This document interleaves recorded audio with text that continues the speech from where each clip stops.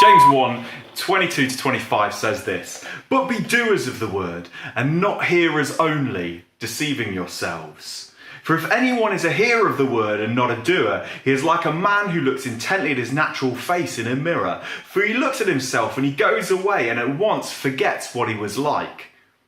But the one who looks into the perfect law, the law of liberty, and perseveres, being no hearer who forgets, but a doer who acts, he will be blessed in his doing." Listen, imagine with me for a second that you know two men, and they know for a fact that they have been given the winning numbers to next week's lottery.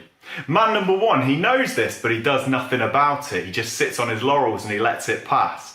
Man number two, however, he goes, "Wow, I've got the winning numbers to the lottery. I'm going to go and buy a ticket." And he goes and buys a ticket and he waits for the week to come. Who is going to be blessed when the time comes for that lottery draw that week?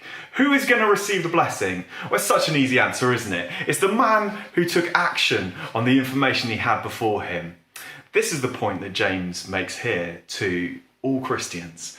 He says, listen, you have been given the wonderful, perfect law of God. You have been given the word of God. You've been given the truth of the gospel. You've been given the magnificent teachings of Christ. What are you going to do about it?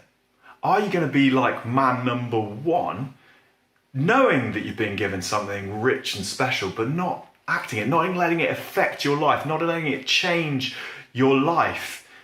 Or are you going to be like man number two? Are you going to be like the man who goes, wow, I've been given something so rich and so precious that I am going to change my actions according to it and live in the blessing of it? It's not a new teaching at all. It's actually stolen directly from his brother in Matthew 7, 24 to 27, where he talks about the wise and the foolish builders, those who build their lives on a good foundation or a bad foundation. And he says those who build their lives on a good foundation are those who both hear and do my word.